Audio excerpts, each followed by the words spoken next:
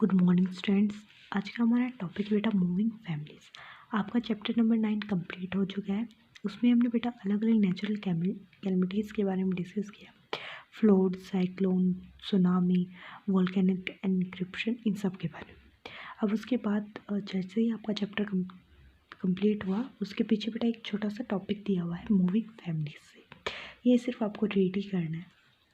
Read this situation carefully. यहाँ पे कुछ अलग अलग सिचुएशन दी गई हैं जिन्हें हम आज पढ़ेंगे।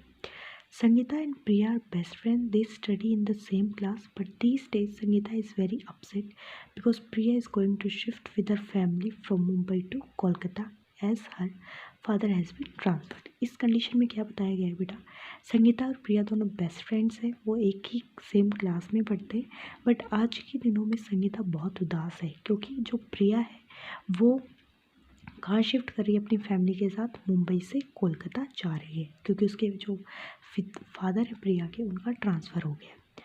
Do you have friends who has shifted to another place?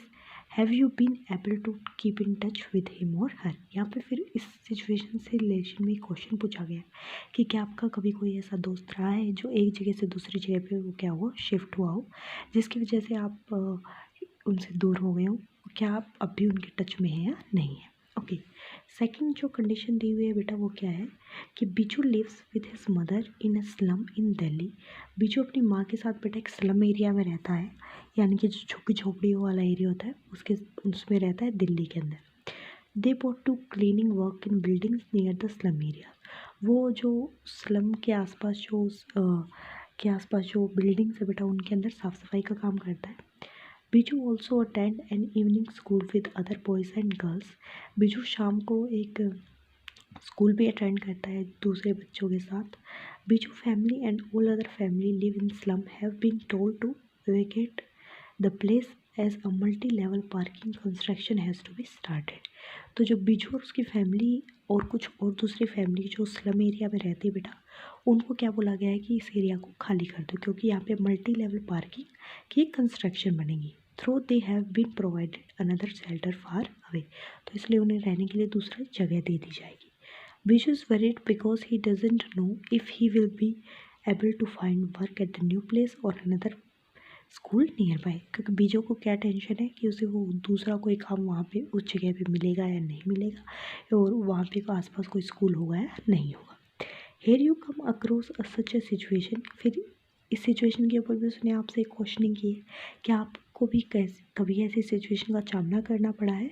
How can children like Biju be helped. और जो बीजू के जैसे बच्चे हैं उनकी आप किस तरीके से मदद कर पाते हो, उससे रिलेशन में डिस्कशन करो.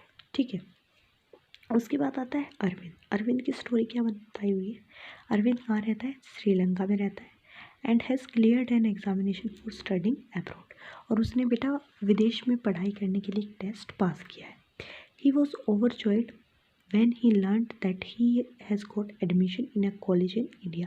और वो काफ़ी ज़्यादा एक्साइटेड हो जाता है कि उसे इंडिया में एक कॉलेज में एडमिशन मिलेगा.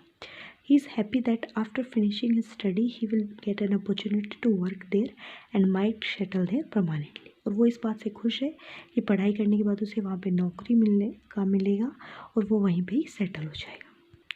ये तीनों तरीके की सिचुएशंस रीड करने से हमें क्या पता चला, इसमें किस तरीके का डिस्कशन किया गया बेटा, मूविंग का डिस्कशन किया गया है. यानी कि जिस जगह पे आप रहते हो वहाँ से एक नई जगह के ऊपर ट्रांसफ़र की बात कही है. ठीक है.